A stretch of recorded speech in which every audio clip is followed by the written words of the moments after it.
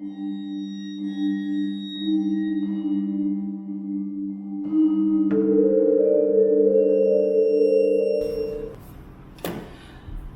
sekarang kita bahas tentang topik yang sempat hangat beberapa waktu yang lalu. Tapi sebelum itu mari kita simak intro Sapaan Gembala seperti biasanya.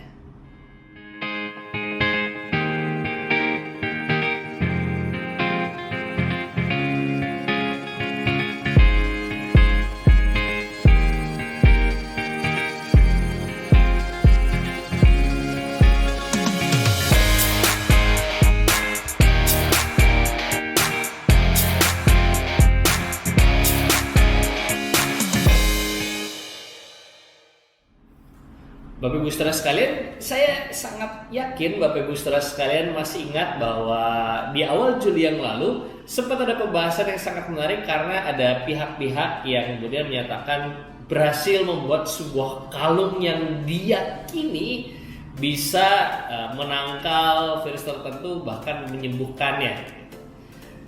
Dan tentu saja itu mulai banyak kritik gitu, terutama dari kalangan dunia saintifik gitu yang menyatakan mana mungkin sih pakai kalung doang itu bisa jadi menangkal, buktinya gimana dan sebagainya.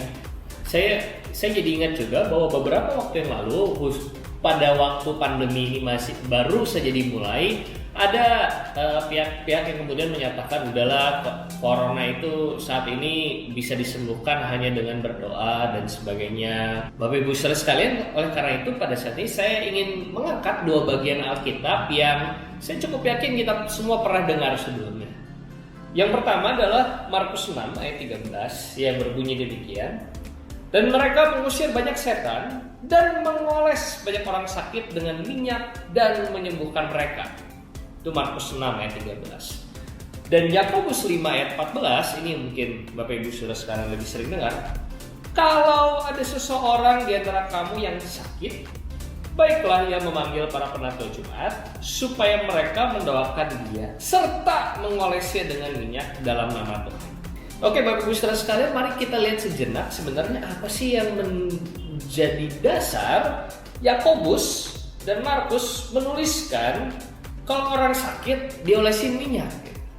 Minyak apa sih yang dipakai? Bapak Ibu, yang pertama-tama, minyak yang dipakai itu bukan minyak goreng atau minyak asal-asalan dan sebagainya, bukan. Jadi Bapak Ibu Saudara sekalian mungkin kenal bahwa ya kita sekarang ada minyak kayu putih, Nah, orang Yahudi pada masa itu memang mengenal minyak-minyak tertentu, misalnya minyak zaitun atau itu memang berkhasiat untuk memulihkan luka-luka mereka, mengobati dan sebagainya, dipakai sebagai ramuan kalau dicampur dengan bahan. Dan itu minyak yang dimaksud. Jadi oleh karena itu ketika Yakobus mengatakan kalau ada seseorang di antara kamu yang sakit, baiklah yang memanggil para penatua dan jemaat supaya mereka mendoakan dia serta mengolesnya dengan minyak dalam nama Tuhan.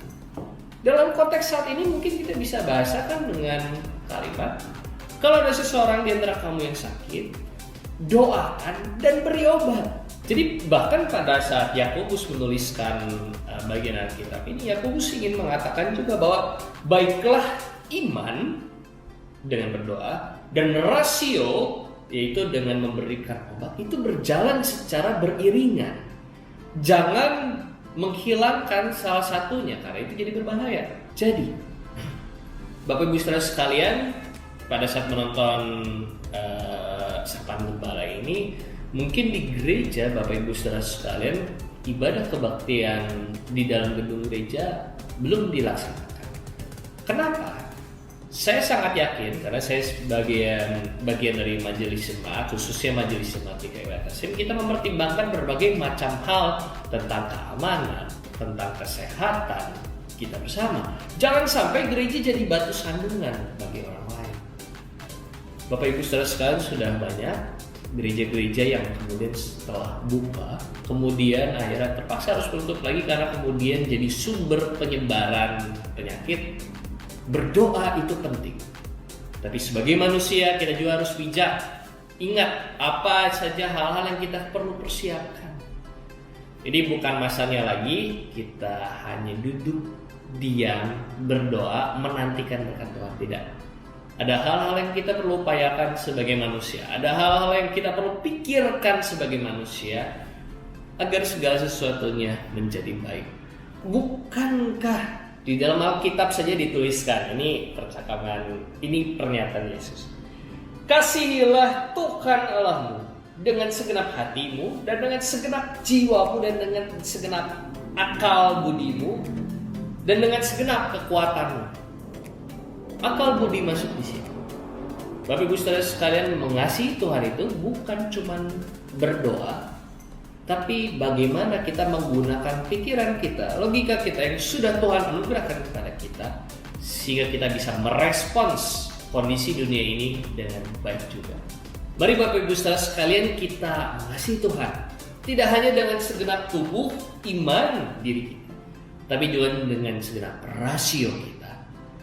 Agar khususnya di dalam masa-masa yang sulit ini, kita tidak menjadi batu sandungan bagi orang-orang yang ada di sekitarnya. Kiranya Tuhan memberkati kita sekalian. Amin.